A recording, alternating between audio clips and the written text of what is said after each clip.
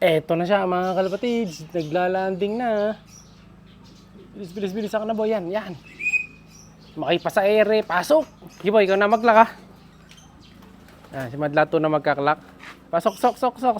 Sige boy, pasok. Siya si Idol Madla, nakakahanga, may mga hawak, gandang linyada. Ika'y inspirasyon kung bakit hanggang ngayon ako'y palaging pumakarera.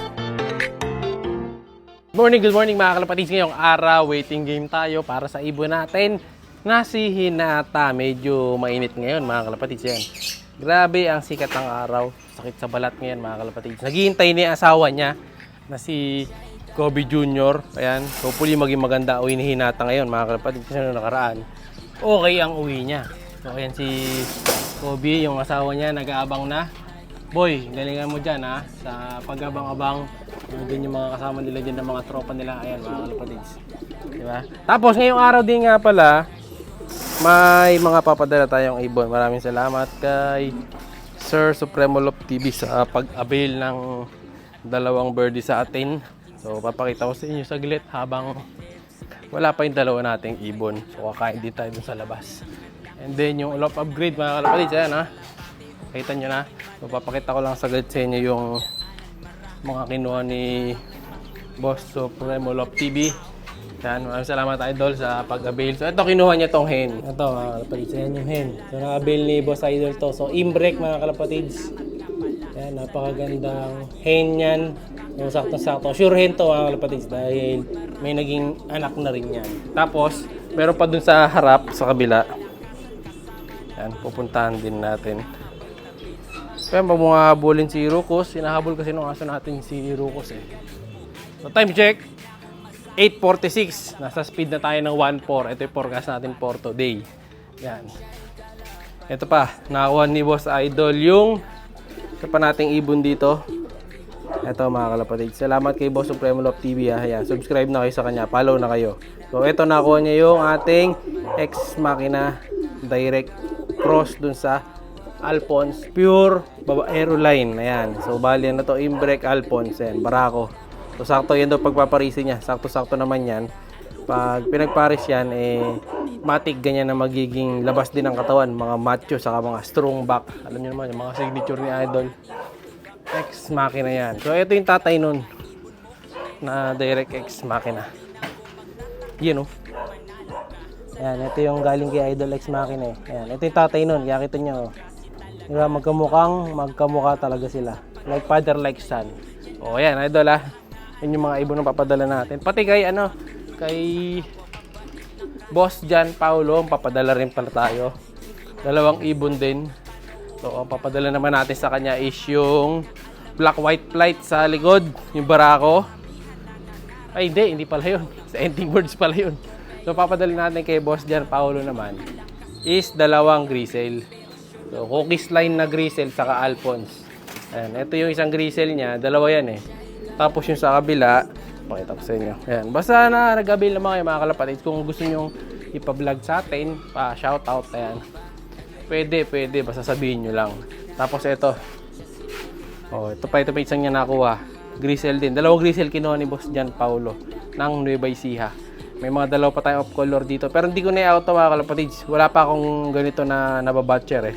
Puti, ito tatabi ko rin to. Dahil nag-iipon talaga tayo ng mga pure white. Pero kung talagang may kukuha, pwede naman natin bigayan.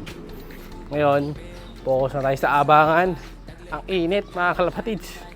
Ayan o. Tirik na tirik ang araw. So waiting game tayo. Time check ulit. 8:48 AM. Tapos ayun ulit yung forecast. Ready na tayo para kay Hinata. So ano to, second lap nung fundraise na sinalihan natin. And then next week, mag-start na yung kabilang club. Titingnan natin kung lilipat natin siya o didiretso niya kung tatapusin yung isang fundraise na sinalihan natin, no? Tingnan natin kung maganda magiging standing niya, tatapusin niya yun. Pero kung di naman siya contender, ililipat natin dun sa kabila. So ready na tayo mga kalapatids. Focus na.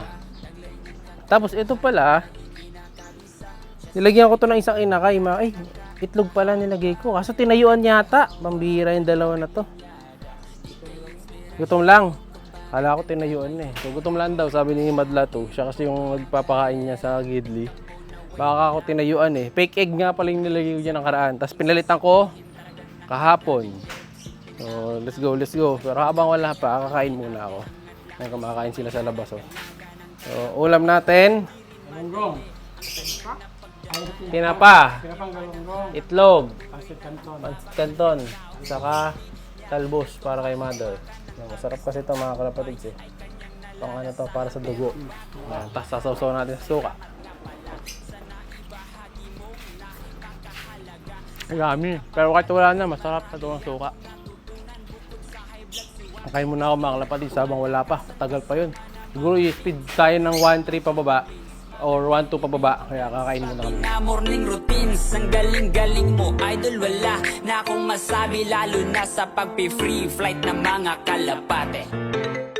Siya'y kalapatistang napakagaling na kinakilala. Di mo makumpare dun sa iba, taglay niyang kakayahan ay kinakabisa. Siya si Idol Madla, nakakahanga, may mga hawak, gandang linyada. Ika'y inspirasyon kung bakit hanggang ngayon ako'y palaging kumakarera. Ano usapang ibon ba o dito malupit? Eto na siya mga kalapatids. Naglalanding na.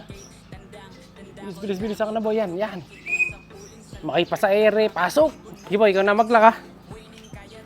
Yan, si Madlato na magkaklak. Pasok, sok. Sige boy, pasok. Sige. Tara natin pinto para sure. Lumipad eh. Ay, pasok na. Sige. Yan, huli na ni Madlato. Siya na magkaklak. Yan. Hey boy, maaga pa. Andito na anak niya. Nakauwi na yung kay pinsan ko, mga kalapatid, sa clock na. So, lagi magkasunod silang dalawa. Ayos boy. Ay girl. So, tingnan natin ang magiging speed niya. Ito siya. May kasabay ito. Ibon.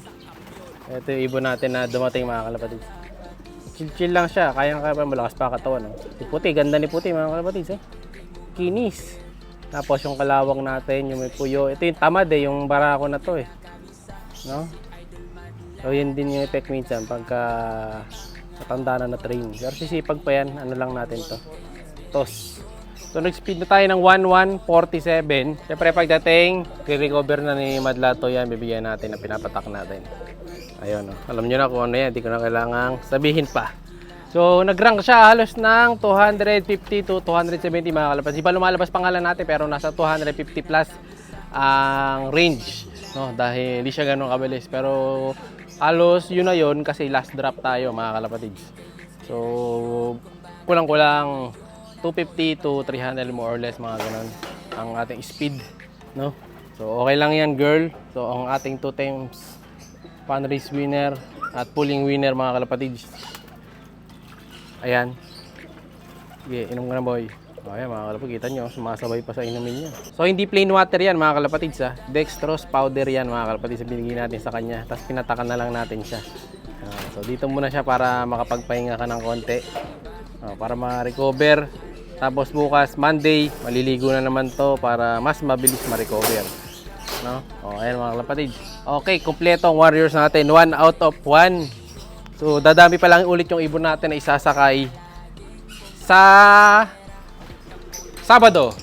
Sa darating na Sabado. Kasi sa darating na Sabado yung first training para doon sa kabilang club. Doon sasakay natin yung 7 nating sinasakay ay tinotos.